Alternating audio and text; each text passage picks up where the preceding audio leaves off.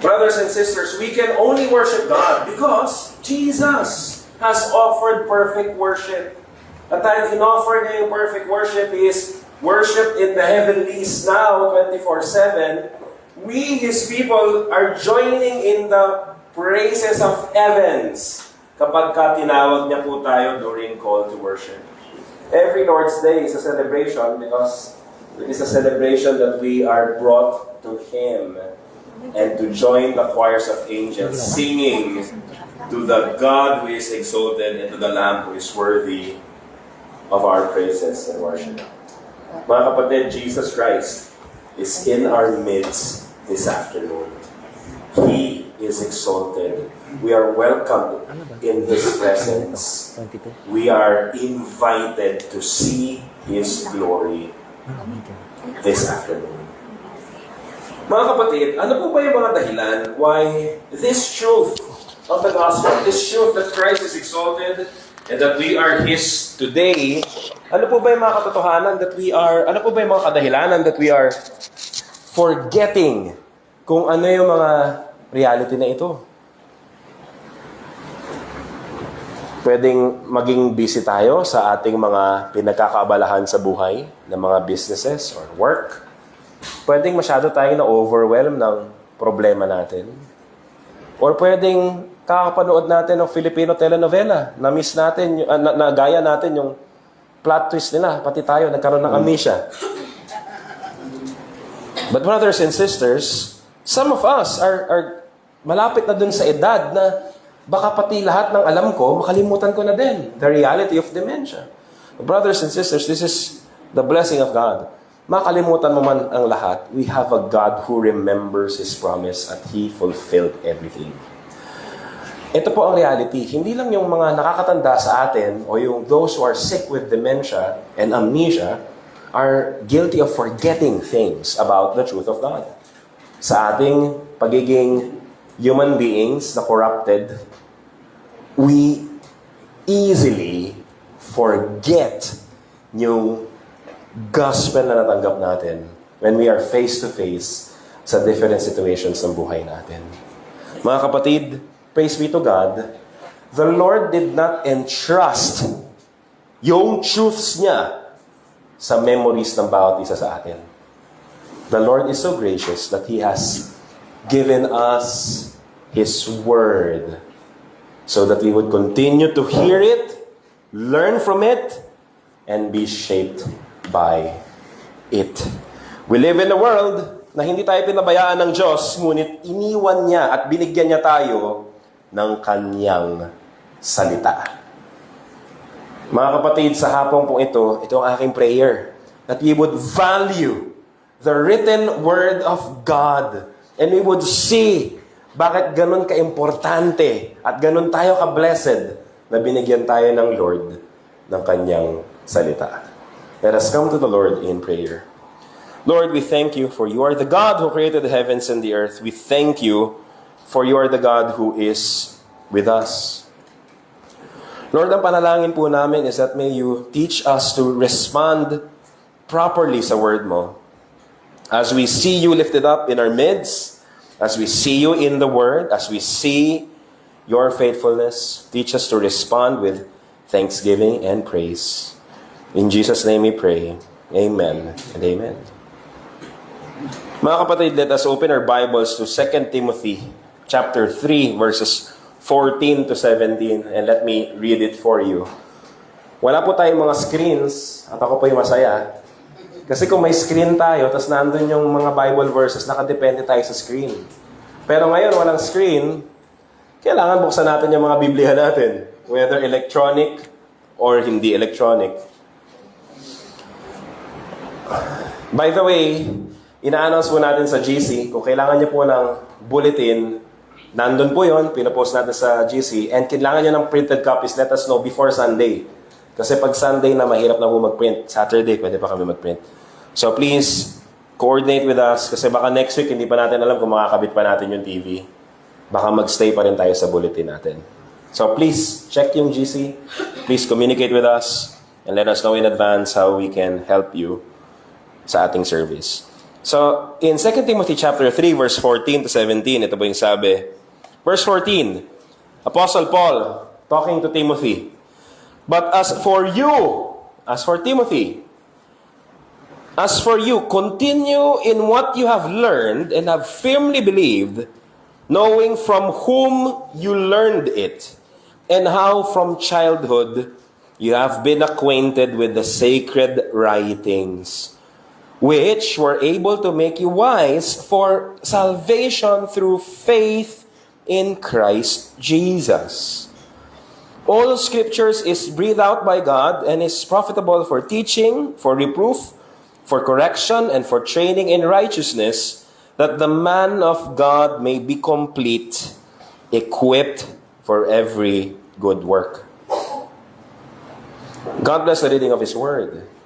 Mga kapatid, sa word na binasa natin, ang 2 Timothy ay parang huling habilin ni Apostle Paul kay Timothy. During the time, Timothy was described as a youth. Pero as a youth, he was called as a pastor ng Church of Ephesus. He was the pastor sa Ephesian Church. And kung pastor na siya, ang youth noon ay around 40 years old. So Timothy is like 40 in youth. Kasi compared kay Paul na matanda na during this time. At ugod-ugod na, nasa preso. So he is mentioning Timothy as one of the elders that he has mentored. Pinasahan niya ng truth of the Word of God. Pinasahan niya ng truth of the gospel doctrine na Timothy, of course, marami siyang sinabi sa 2 Timothy, preach the gospel. Ito yung Word of God. Pero binili niya, you, kahit pastor na si Timothy, you continue in what you have learned and have firmly believed, knowing whom you learned it, from whom you learned it. Brothers and sisters, ito yung usually na nakakalimutan natin. Akala natin that the kind of learning na meron tayo sa church is a kind of learning na nasa school. Pag may quiz, anong ginagawa ng mga estudyante? Kaya na, magre-review ako. At paanong klase ng review? Nung high school ako, naalala ko, may mga reviewer yung kaklase ko. Tapos yung reviewer nila, parang walang pinagkaiba sa libro. Eh di magbabasa lang ako libro.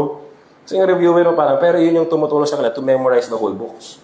Memorize nila talaga yun, tapos alam na nila. Ako nung high school, magaling ako estudyante, magaling ako sa math. Alam ko kung ano yung score na kailangan kong gawin para pumasa at alam ko kung ano yung score na kailangan kong gawin para bumagsak. So, i-compute ko lang, okay na ako, pasa na ako dito. Grabe, ano? Sama akong estudyante, hindi ko alam, ngayon ko lang na-realize, what am I doing? Pero brothers and sisters, yung klase ng learning na nakikita ko sa ibang mga classmates ko is yung learning na basta ma-deposit sa utak ko and then I learned it, okay na. Brothers and sisters, minsan ganun tayo yung take natin sa church. Akala natin, pag alam ko na that I am a sinner, I am saved by grace through faith ni Christ, alam ko na yung gospel, alam ko na yan. I have already learned it. Okay na. And then, part na yun ng memory natin, then tapos na. Brothers and sisters, that's not the kind of learning na ina-encourage natin ng Scriptures. The kind of learning na ina-encourage natin in Scriptures is learning in order to continue to know the God who saved us. Brothers and sisters, dito ka magugulat. The church has existed for ever since ng paradise hanggang ngayon. Yung na-complete yung scripture 2,000 years ago sa early church, pinipreach na nila yung scriptures. 2,000 years ago hanggang ngayon, we are still having churches. We are still preaching. Mamaya ng onte, may maririnig kayo, magpipreach sa likod natin. Sana hindi ganun kalakas. Huwag yung pakinggan ang mga maling katuruan. Pero mga kapatid, di ba kayo nagtataka? For 2,000 years, the church is still continually teaching and teaching the scriptures ng paulit-ulit. Pero bakit parang hindi natatapos yung tinuturo ng simbahan? Because that is the truthfulness of the Word of God. God's truth is inexhaustible, hindi ma-exhaust. We can continue to learn about John 3:16. We can continue to learn about 2 Timothy 3:14 to 17. We can continue to learn about the gospel and anong ibig sabihin nun sa atin. And the truth of God hindi mauubos. Patuloy yon na mag-minister sa bawat isa sa atin. Because that's the point of here in this life. The Lord wants us to know Himself. Naalala niyo po ba yung sermon last week? Meron daw tayong dalawang ways to know God. One is through His general revelation. Tama ba? Ano yung general revelation? God revealed Himself through creation. Pero itong general revelation is not enough to save us. General revelation will only tell us na, wow, may Diyos na lumikha ng langit at lupa.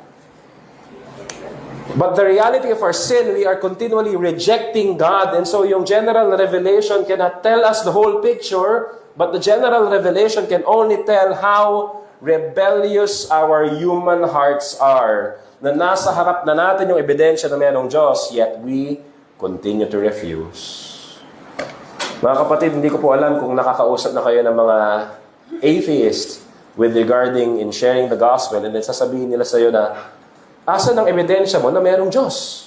Pakita mo nga ang ebidensya mo na mayroong Diyos. Ano sagot ninyo?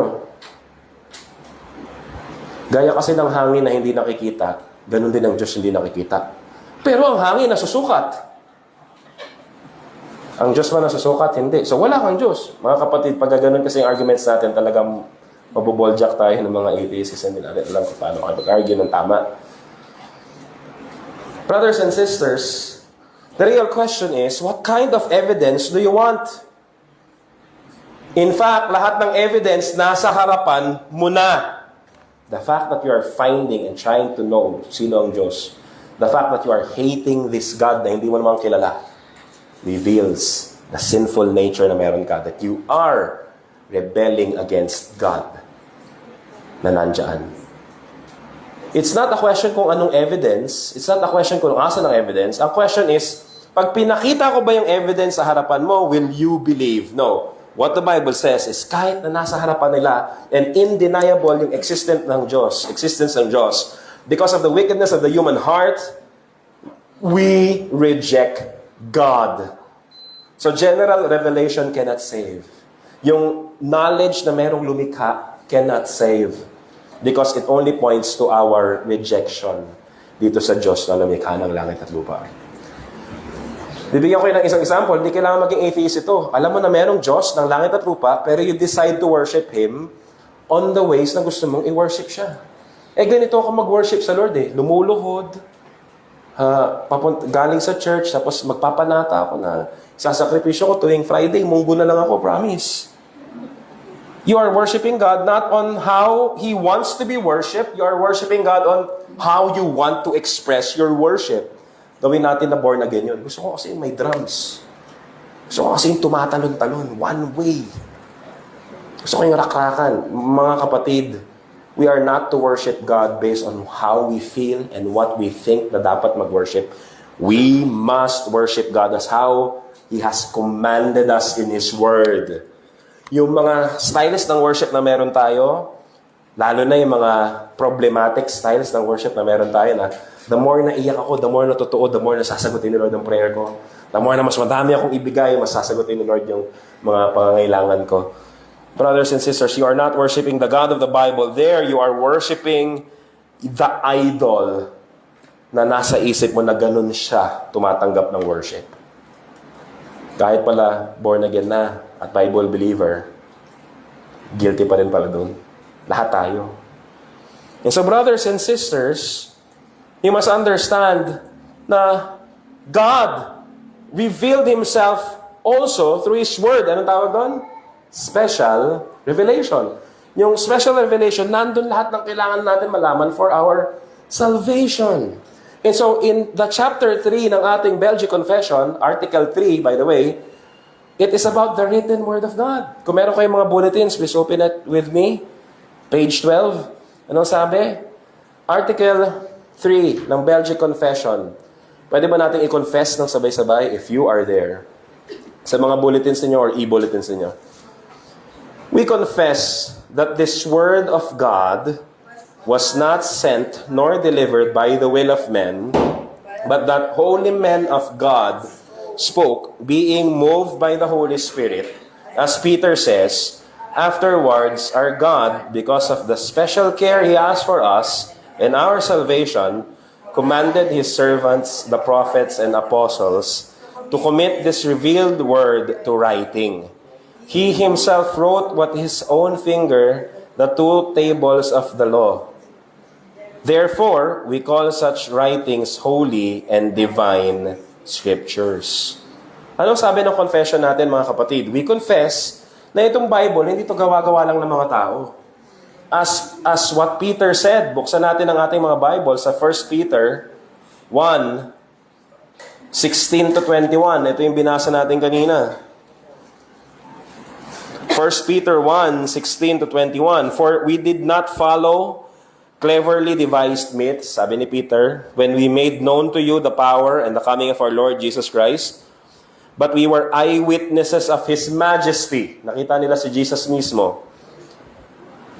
For when He received honor and glory from God the Father, and the voice was borne to Him by the majestic glory, this is my beloved Son. Saan nila nakita yun si God na ganun, si Jesus na ganun? Sa baptism ni Jesus. With whom I am well pleased, we ourselves heard this very voice borne from heaven, for we were with Him on the holy mountains, and we have the prophetic word more fully confirmed, to which you will do well to pay attention, as to the lamp shining in a dark place, until the day dawns and the morning star rises in your hearts.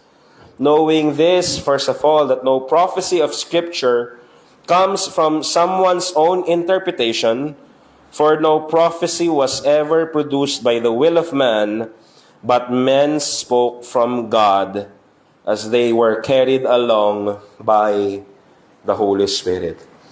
Brothers and sisters, sa Ephesians, if you can open your Bibles, Ephesians chapter 2, verse 20.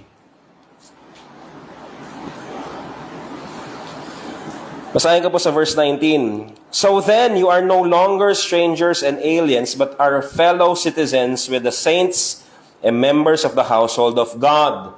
Ano daw yung household of God? Verse 20. Built on the foundation of the apostles and prophets, Christ Jesus Himself being the cornerstone, in whom the whole structure being joined together grows into a holy temple in the Lord.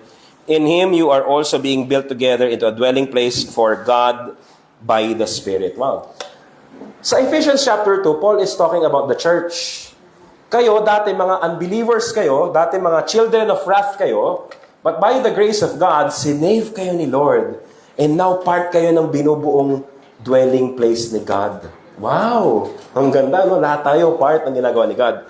Pero itong household of God, sa verse 19, ay built upon, ano daw? The foundation of the apostles and prophets. Dito mga kapatid, kailangan tayo maging malinaw dito. Ano yung foundation na built upon ng prophets and ng apostles? Kasi yung iba ngayon nakiklaim na meron pa ding prophet. Yung iba naman nakiklaim na meron pa ding apostle. Di ba yung mga ministry nila? Mga kapatid, ito po ang reality. Wala na pong prophets now and wala na pong apostles now. Pero, yung ministry ng apostles and prophets ay kung anong sinasabi ng verses na binasa natin kanina and anong sinabi ng confession natin kanina, that the prophets are merely used by God to convey His special revelation and put them into writing so that future generations will be encouraged in the Scripture, in the Word of God. Yung prophets sa Old Testament, sila yung nag-prophesy, and yung mga prophets na nagsulat ng prophecy na yon, the writings sa Old Testament are speaking to us and encouraging us. Yung mga apostles, wala namang apostles. Nung namatay yung apostle, tapos na lahat. But the role of the apostles is that they put everything into writing so that, brothers and sisters, 2026, you and me would benefit sa truth na nasa gospel. Benefit sa truth na in-inscripturate ng Lord kasi yun yung will niya. That we would depend upon His Word. Mga kapatid, the role of prophets and apostles are just foundational. Hindi sila ang magre-rescue sa atin Their role is merely foundational, apostles and the prophets. Tuloy po natin, brothers and sisters, yung sa 2 Timothy chapter 3, verse 14 to 17. Apostle Paul is talking to Timothy. Magtuloy-tuloy ka lang, pag-aralan mo magtuloy ka dun sa scripture na natutunan mo, sa truth na nalaman mo sa scripture, knowing whom you have learned it from. And, verse 15, how from childhood you have been acquainted with the sacred writings. Take note. Si Timothy, ang kwento ni Timothy, nanay niya, ang lola niya Hudyo. Ang lola niya ding naging believer. So, si Timothy, na-circumcise siya kasi Jew siya, pero sa household niya, yung lola niya at yung nanay niya, believer. So, lumaki si Timothy na believer. Bilang believer, sabi ni Apostle Paul, nung bata ka pa lang, anong sabi? Familiar ka na, acquainted ka na sa sacred writings, sa Word of God. Mga kapatid, sa church natin, we practice yung infant baptism. Tama po ba? Baka hindi nyo alam. Ang point ng infant baptism is, kung ang believer ang parents, we would include their children in the baptism kasi indicate natin that this household is claimed by God as evidenced by the faith ng parents. So, ang bata, ang view natin, ang bata hindi tagalabas ng church. Ang anak ng believer ay part of this new covenant community kung saan the Lord will minister to that child. Nakita niyo po ba sa labas, tayo ay evangelical, confessional, at covenantal. Sabi sa covenantal, believers and their children are part of the new covenant, and we are called by God to live as God's people under His care. Si God yung ating covenant head. Siya yung ating God who calls us to live as community, covenant community. So mga kapatid, dito meron tayong isang baptized na infant, si Asia. Si Asia, hindi siya unbeliever. Si Asia is a believer regardless na yung faith niya. Sige, sit down ka lang, Asia. Regardless na yung faith niya, alam niya na clear sa kanya o hindi, pero wala namang ibang faith siya na nakapapakinggan at wala namang ibang faith na tinuturo sa kanya kung hindi yung faith ng parents niya. And so, if we, as a church, would really believe na part ng New Covenant community si Asia, member siya ng church na ito, we as a church, tulong-tulong tayo that she would be acquainted with the Holy Scriptures. Yun yung role ng parents niya. Pero habang nandito sa church, we are looking at her, hindi nang patakbo-takbo lang. Kung patakbo-takbo lang, kunin nyo, ito yung Bible, oh. Ito yung Bible, oh. Tulungan mo maging acquainted sa Word. Nakikita nyo, alika, let's pray. Kasi, yun yung way kung paano siya i-form ni God na pagdating ng adulthood niya, she was discipled by God through this church. Si Timothy have learned the gospel, has learned the secret writings nung bata pa lang siya. And by God's grace, nung paglaki niya, tinawag siya ni God na magpastor. Hindi po lahat tatawagin magpastor. Pero lahat tayo tinawag na maging disciple ni Christ, united to Him. Amen po ba tayo doon? And so, brothers and sisters, hindi sila outside. They are inside this covenant community. Tingnan natin, ano? Ano daw yung sa sacred writings? Which are able to make you wise for salvation through faith in Christ. Yung scriptures o yung sacred writings is able to make Timothy wise patungkol sa salvation by faith in Christ. Tignan ninyo yung wording which are able to make you wise for salvation through faith in Christ Jesus. Question, yung sacred writings po ba yung magsasave sa atin? Yes or no? Yung Bible po ba yung magsasave sa atin? Sino ang magsasave sa atin? Si Jesus. And paano tayo masasave kay Jesus? Through faith. Hindi through reading. Through faith in Jesus. Minsan, nakakalimutan natin yun. Akala natin, para ma-save tayo, kailangan magbasa ka ng Bible, kailangan mag-quiet time ka every day. Pag na-miss mo yung quiet time ka, hindi ka na masasave. Pupunta ka siya, pero no. It's not about our personal discipline to read the Word. Reading the Word of God is good. Dapat lang talaga, di ba sabi sa Joshua, yung binasa natin kanina, you shall meditate on the Word of God.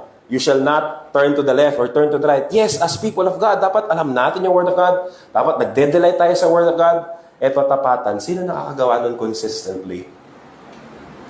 Not necessarily by mere doing, pero yung habang ginagawa mo that your heart, your soul, your mind, your strength is there. Minsan, iba sa atin, para lang masabi na nagbasa tayo at na-quiet time tayo, babasahin lang natin. Oh, amen, umaga na. Para lang masabi, pinupush natin yung mga limits natin para lang masabi na ma-check natin yung box. That is not the spirituality that the Lord has called us to have. Brothers and sisters, anong ginagawa daw ng Scripture? The Scripture is able to make you wise for salvation. As we hear the Word of God, as we are more acquainted sa Scripture, sa sacred writings, lalo natin nalalaman at nagiging wise tayo that salvation is through faith in Christ alone. The Scriptures are used by God to make us wise for salvation. Iba kasi sa atin, nakakalimutan na para sa salvation natin ito.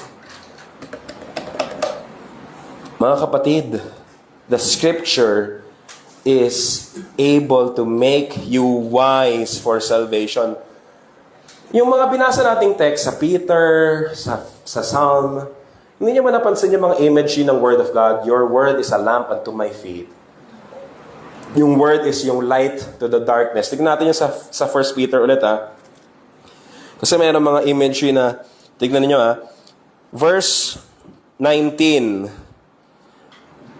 And we have the prophetic word more fully confirmed, to which you will do well to pay attention, as to a lamp shining in the dark place until the day dawns and the morning star rises in your hearts. Wow, ang ganda, no? Na-acknowledge ni Apostle Peter na yung Word of God is parang lamp in a dark place. Mga kapatid, pag ikaw ay nasa dark place at meron kang lamp, anong pakiramdam? Wow, I can see. Dito nga lang, nung hinahanap namin yung breaker, napatay namin lahat. Teka lang, wala akong makita paano ka lalabas. Kailangan ng ilaw. Pag brown out, kailangan ng ilaw. May relief. Brothers and sisters, nakita niyo yung contrast ng dark place and then yung sacred writings are light unto path. Bakit kaya ganon? Because that is the reality of this world, and that is the reality of our minds and our souls and our hearts. Because of our sins, our minds have been darkened. Our hearts have been foolish. Malayong-malayo sa salita ng Diyos. Mas madali tayo magtiwala sa empty promises ng mga scammers kaysa sa truthfulness and true promises ni Christ. Mas gusto nating paniwalaan yung mga idol natin na if only I have control over my life, if only na mayroon ako mas maraming pera, if only na mas mayroon ako mga nagawang mabuti. If only I can do this, okay ang buhay ko. Brothers and sisters, hindi kaya the reason why your life is not okay is because God is letting you know that you are limited and you need to depend on Him. Hindi dun sa mga akala mo magliligtas sa'yo. That's the sermon earlier this morning. Diba po? Brothers and sisters, because of our darkened hearts and foolish minds, if left alone for ourselves, gagawin lang natin yung gusto nating gawin. And itong nakakalungkot, ang gusto natin malayo sa kagustuhan ng Panginoon. How many times in your life na sinabi mo, Lord, ito na yung gusto ko. Tapos na-realize mo, hindi pala. Na-realize mo na ako, hindi pala yung gusto ko. How many times have you cried na, Lord, kung meron lang ako nito, ito talaga yung gagawin ko. And then binigyan ka ni Lord, hindi mo nagawa. Ang daming beses sa buhay po natin, mga kapatid. Brothers and sisters, such is the situation of our lives. Tayo yung madilim. Tayo yung naliligaw. And so, God in His grace and mercy, hindi niya tayo hinayaan ng mga pa sa dilim. Hindi niya tayo, kilala niya ba si Kaka? Kilala niya si Kaka? Hindi niya bubuka-buka ka. Yung si Kaka na sa gitna ng dilim, si Kaka yung nangangapa. Na nagpumilit makakuha ng posporo at kandila, pero sa kasamang palad, ay ibang nakapa. Sorry, hindi ko na sasabihin sa pulpit, hindi pala pwede kong pulpit yun. Pero, kanta ng Yano, kasi walang kuryente, brownout, walang kuryente. Alam niyo na yun if you know the song. Kinakapa niya, iba yung nakapa niya. Tapos may pusa, hindi ko alam. So, mga kapatid, when we think about our situation na malayo tayo sa Lord, hindi tayo hinayaan ng Lord ng mga ng truth. God, in His mercy and love and compassion sa iyo, natupang ligaw in this world. Nandito si Satanas nagtetempt. Nandito yung world, pinipili tayo mag-sin. Nandyan yung own self mo na talagang gustong mag-sin. God, in His grace and mercy, decided to give us His Word. He has worked throughout the whole human history. Mga kapatid, ang Bible natin, ilan mang book sa Bible natin? 72. Hindi, sa Roman Catholic ko yun. 66 sa atin. 39 sa Old Testament, 27 sa New Testament. Later on sa Belgian Confession, mas magiging clear yon. These books were produced, hindi siya ng isang sulatan lang.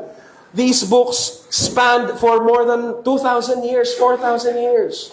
The Lord has used history to reveal His will. And then yung mga prophets and apostles to write it, to put it to writing as faithfully as they can, so that 2026 you and me would read it and see or hear it and know that the Lord is mighty and compassionate to save you and me. Brothers and sisters, anong sabi dito sa 2 Timothy? Babalik ako which is able to make you wise for your salvation through faith in Christ Jesus. All Scripture is breathed out by God and profitable for teaching, for reproof, for correction, and for training in righteousness, so that the man of God may be complete, equipped for every good work. The Word of God is very profitable. It's complete. It's able to train us and make us wise, make us abound in good works, makes us see kung ano yung dapat nating gawin. Pero mga kapatid, alam niyo po, the Word of God is just there to make us wise. Pero sinong magkukos na mag-obey sa atin? Paano magkakaroon ng wisdom and obedience? We cannot obey God unless the Holy Spirit enables us to obey Him. Praise be to God. Anong ginawa niya? Hindi niya tayo iniwan mag-isa. Binigay niya yung Word sa atin. The Holy Spirit, di ba? Revealed, illuminated, or inspired the New Testament and Old Testament writers. Inspired, ibig sabihin, God-breathed. So yung sinusulat nila, kahit may sinusulat silang nasa isip nila, God is guiding their writing para hindi magkamali, using their personalities, unique personalities. Kaya pansinin mo, pag Book of Amos ang binasa mo, napaka-simpleng sentences. Kasi si Amos was a shepherd. So yung pagsusulat niya, nagsusulat na parang shepherd. Pag binasa mo si Paul, isang sentence lang yon, ang haba-haba na. Kasi ganun siya kasi siya aral, educated siya, so ang galing niya magsulat. Si Mark, pag binasa mo si Mark, parang nagmamadali. And immediately, Jesus went into the temple. And immediately. Pag binasa niya si Mark, pag binasa mo ng mabagal, parang magpapagod ka kay Mark. Immediately. Yun yung style ni Mark. Gusto niya pakita ng flashcards. Mga kapatid, si John, pag nagsulat si John, yung Revelation, iba yung style niya. God used their unique personalities and walang mali doon sa ginawa ni God na yon, sa ginawa ng tao na yon. It's a product of the human hand, pero hindi lang human hand, but because it is inspired by God. So may dual authorship, God and man,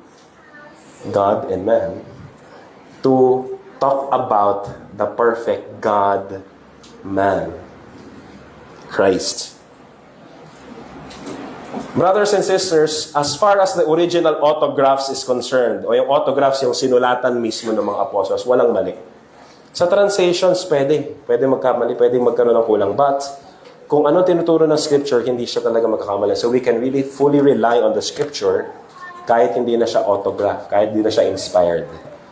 Mga kapatid, the same Spirit that inspired the writers is the same Spirit that illumined our hearts and minds. Ano yung illumined? Madalas, iba sa inyo, siguro ganun yung sinasabi. Nung binasa yung Scripture, ang ni-revelation ng Panginoon sa akin, ito Mga kapatid, sabihin ko lang sa inyo, wala nang revelation ng Panginoon. Kasi ang revelation ng Panginoon, tapos na. Nasulat na yon. Nag-reveal siya sa apostles and sa prophets. Sa inyo, hindi na magre-reveal ang Panginoon. Ang ginagawa ng Panginoon sa atin is ini-illumine yung mind natin and yung heart so that we would see what has already been revealed in the Word. Eto na, ang revelation ng Diyos. Sinulat na. Ang tanong, paano natin maintindihan? E di basahin, e di aralin, pero hindi human effort. The Scriptures can be discerned through the power of the Holy Spirit na binibigay ng Panginoon sa mga mananampalataya. An unbeliever can perfectly know the context of the Scripture, pero wala siyang application and adoration sa Lord na nagbigay sa kanya nito. But tayo mga believers, kakapa-kapa man tayo sa tamang context nito, madami man tayong questions and we know that this is a love letter from our Lord na inisip ka at alam niya na kailangan mo to for your encouragement in life. Amen ba tayo doon? So the same Spirit that inspired the authors is the same Spirit that illumines the minds and hearts of the believers so that we will trust the Word of God at hindi yung ating sariling kakayanan. Tignan natin yung sa Belgian Confession, Article 3. Afterwards, our God, tignan niyo yung wording, because of the special care He has for us and our salvation. Nakakalungkot isipin na minsan yung pagiging saved ay we take for granted. Mga kapatid, we are saved not by us. We are saved by God who is merciful na nangako sa Old Testament that He will provide someone who will destroy the source of sin, someone who will crush the serpent head. At ginawa niya yun, dinala niya yun. When God Himself assumed humanity, sabi nung Athanasian Creed natin kanina, not by the Godhead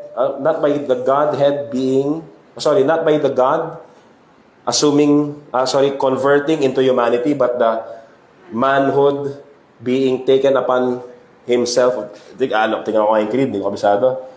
Ito, equal to the Father, sorry. Ito. One, not by conversion of the Godhead into flesh, yun yung tamang term, but by taking of the manhood into God. When God Himself took upon Himself yung humanity, He was born sa Virgin, kay Virgin Mary.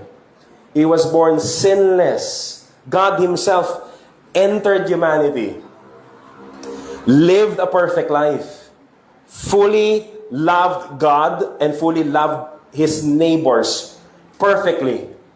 Anong sinabi ni Jesus Christ when He was being crucified? Humanda kayo sa akin pagka-resurrect ko. Ganun ba? Christ cried out, Father, forgive them for they know not what they do. How compassionate this God who is willing to forgive those who are rebelling against Him and those who are insulting Him in their sin, those who are refuting Him. Mga kapatid, tayo din po ganun. Alam na natin yung katotohanan, tinatanggihan natin yung offer ni Lord sa atin na banquet. But the Lord is so good that while we were still sinners, Christ died for us. Hindi lang siya namatay sa cross, but He, after 3 days, rose from the dead. And He ascended into the heavenlies, and one day He will return to judge the living and the dead. Brothers and sisters, we are living this life hindi para magpayaman sa mundo, hindi para hindi tayo nabubuhay dito sa mundo to be the very best that no one ever has. To catch them is your real test. Train them is your cause. Parang Pokemon trainer lang, ano? Hindi ka nabubuhay dito to live your passions and your dreams per se. Those are blessings. You know, you are living in this world na soon will pass away and will be judged and condemned. We are living for the day when our Lord will return and welcome us in His arms simply because Christ paid for you. Huwag po natin kalimutan yun. And that is what the Scripture is all about. It's about God saving unworthy sinners like you and me and restoring us to Himself. Mga kapatid, let us enjoy every gift na meron tayo sa Lord. But do not live your life as if wala nang afterlife wherein we can enjoy the new creation with our Lord. Yung mga pleasures dito sa mundo are pleasurable. Yes, enjoy it. Enjoy it as thanksgiving to God. Pero brothers and sisters, the pleasures in the new heavens and the new earth, kung saan there will be no sin and death and pain, that is more pleasurable than whatever the world is offering us today. Brothers and sisters, saan ko po nalaman yun? Sa Scripture na binigay ni Lord sa atin. Now, can you see how the Scripture makes us wise for salvation? Because the Scripture points, ito yung plano ni God. Ni-reveal ni God yung plan niya. Pinakilala ni God kung sino siya. And if we hear and hear kung sino siya at yung plano niya sa atin, magpapauto pa ba tayo sa mga empty promises ng world and ni Satan? Sabi mo, no, pero bukas na naman, kakagat ka na naman. Such is our weakness. But brothers and sisters, know this. We are being rescued by God, so let us persevere. Let us hold firm to the faith, kagaya nung bilin ni Apostle Paul kay Timothy, kagaya nung bilin ni Peter sa church. Let us stand firm in the truth of God, because our God has conquered the grave. Our God has defeated Satan. Our God will come back again to judge the living and the dead, and I will be embraced by Him. Brothers and sisters, God cares for your salvation and for you. Ano sabi niya? He commanded His servants, the prophets and apostles, to commit this revealed word to writing. He Himself wrote His own finger to the two tablets of the law. Therefore, we call such writings holy and divine scriptures. These are the holy and divine scriptures. Yung sinasabi, hindi yung mismong cover lang. Hindi yan pag sinawsaw mo sa tubig, tapos yung tubig yun na may holy water. No. What it teaches and what it promises and who it points to.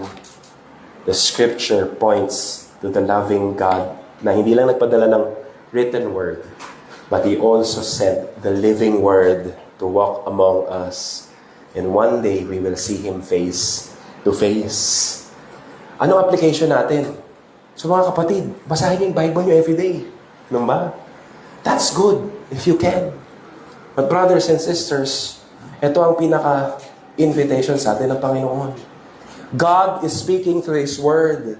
He is countering the lies of Satan. He is countering the lies of the world na nasa utak natin at nasa puso natin. He is countering yung desires ng sin natin. Listen to His Word. Receive His Word by faith. And know this, God cares for you and for your salvation, that He wants you to be shaped by His Word. Let us come to the Lord in prayer. Lord, maraming salamat for your faithfulness. You are the God who has created this world through your Word. And you are the God who is also creating us in this new life in Christ through your Word by the power of the Spirit. Lord, I pray that may we surrender our hearts that are wandering away from you as we hear and hear your word. Lord, bigyan niyo kami ng desire to hear your word.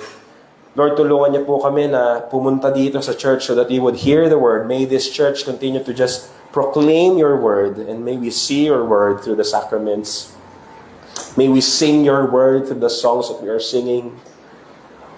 May we pray your word. May we confess your word.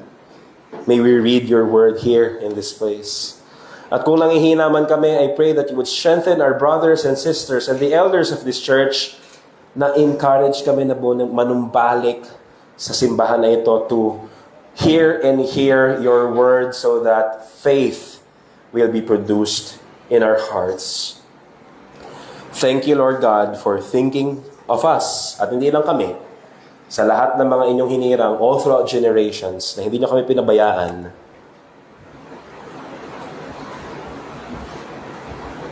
mold us and shape us in your word, and may we walk in your ways, knowing that Christ has saved us. Thank you, Lord. In Jesus' name we pray. Amen and amen.